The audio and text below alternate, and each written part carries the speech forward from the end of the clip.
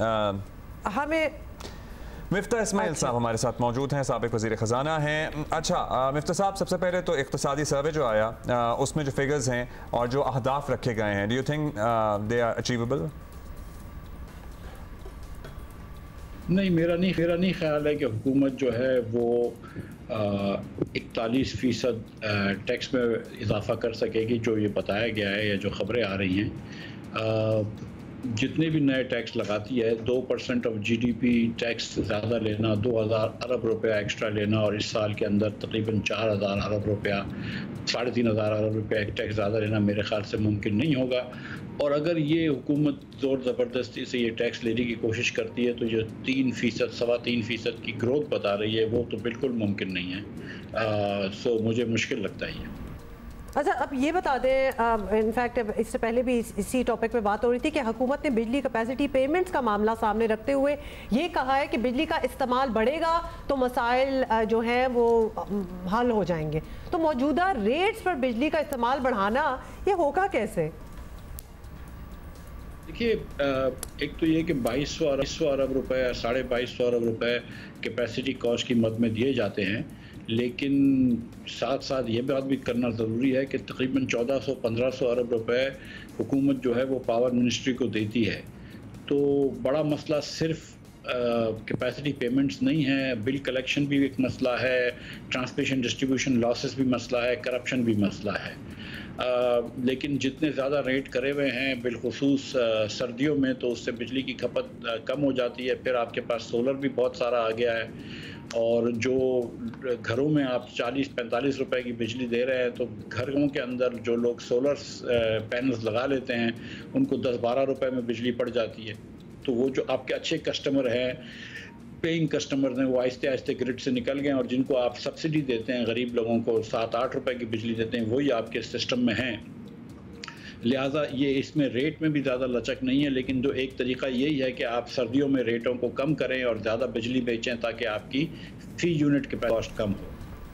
اچھا، اب یہ بھی بتائیے گا کہ آئی ایم ایف پلان کے ساتھ ساتھ ہمیں ظاہر چلنا ہوگا، کوئی چارہ نہیں ہے، گزارا نہیں ہے۔ اب آپ بھی اس بات سے متفق رہے ہیں، خود انہیں بھی ڈیل کر چکے ہیں، تو آپ کی نظر میں جو اقدامات لیے جا رہے ہیں اس کے بعد آئی ایم ایف پلان کی تکمیل کو یقینی سمجھا جائے یا بیچ میں مسائل آ سکتے ہیں؟ نہیں، میرا خیال ہے کہ آئی ایم ایف کا پلان تو انشاءاللہ ہو جائے گا۔ آئی ایم ایف نے 3 ریکوائرمنٹ کی تھیں اسٹاف لیول ایگریمنٹ سے پہلے کی۔ ایک ریکوائرمنٹ یہ تھی کہ بجٹ اپروو ہو جائے، دوسری ریکوائرمنٹ تھی کہ بجلی کے اور گیس کے ریٹس جو ہیں وہ، دوسری ریکوائرمنٹ تھی کہ بجلی کے ریٹس میں اینول ری بیسنگ ہو جولائی سے، اور تیسری ریکوائرمنٹ تھی کہ گیس کے ریٹس میں اینول ری بیسنگ ہو جولائی سے۔ تو آپ دیکھیں گے کہ جولائی اور اگست، جولائی میں جو ہے اور اگست کے بلوں میں گیس اور بجلی کی قیمتیں بھی بڑھیں گی تھوڑی تھوڑی، اور بجٹ پاس ہو جائے گا تو پھر آئی ایم ایف سے ایگریمنٹ ہو جائے گا۔ یہ بات درست ہے وفاقی وزیر خزانہ کی کہ آئی ایم ایف کے علاوہ کوئی چارہ نہیں ہے، اور یہ خام خیالی ہے یہ سوچنا کہ ہمارے پاس کوئی پلان بی ہے یا پلان۔ اچھا مفتاح صاحب، آبویسلی چند گھنٹے ہی رہ گئے ہیں بجٹ آنے میں، تو کوئی ایسا مشورہ آپ کوئی دے سکتے ہیں کہ بجٹ میں کوئی بڑا گیم چینجر جو ہے وہ ثابت ہو، عوام کو ریلیف کا احساس بھی ہو اور معیشت پر بوجھ بھی نہ ہو؟ It's a tall order of course, لیکن ایسی کوئی چیز ہو سکتی ہے؟ ایسے اکنامک چوائسز بہت کم ہوتی ہیں کہ جس کے صرف مثبت وہ ہوں اثرات ہوں اور اس میں کوئی بھی منفی اثرات نہیں ہو۔ لیکن میں یہ سمجھتا ہوں کہ حکومت پاکستان نے ایک سال یہ ضائع کیا ہے۔ میری خواہش تھی یا امید تھی کہ جب حکومت آئی تھی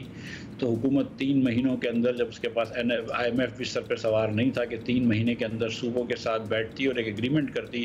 جس کے تحت این ایف سی ایوارڈ، جس کے تحت ہم 60% کے اوپر پیسے صوبوں کو دے دیتے ہیں، اس میں تھوڑی سی کمی لاتی، 57% سے 55% لے جاتی، اور تھوڑے سے زراعت کے اوپر جو ٹیکس اور پراپرٹی کے اوپر جو ٹیکس ہیں وہ جو ہے وہ وفاق کو مل جاتے۔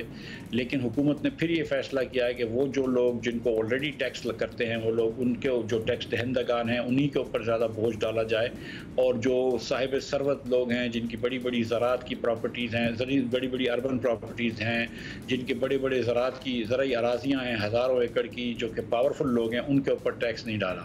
तो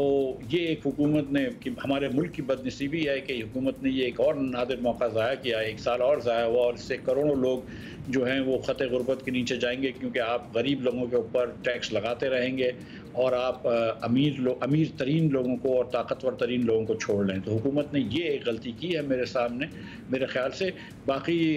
तो जब इतने बुरे हालात हों तो इसके अंदर कोई एक आध चीज़ तो नहीं होती कि जो गेम चेंजर है, लेकिन हुकूमत ने बहुत ज़्यादा अखराजात कर दिए हैं डेवलपमेंट एक्सपेंडिचर्स में। मैं समझता हूँ कि अगर डेवलपमेंट एक्सपेंडिचर्स थोड़े से कम कर देते सूबे के भी और वफाक के भी, तो इतना टैक्स नहीं लगाना पड़ता और इतना खसारा। थैंक यू जी, लेकिन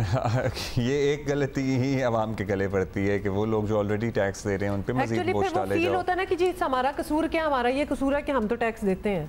ये कसूर में आ जाता है। तो that is a very ironic thing.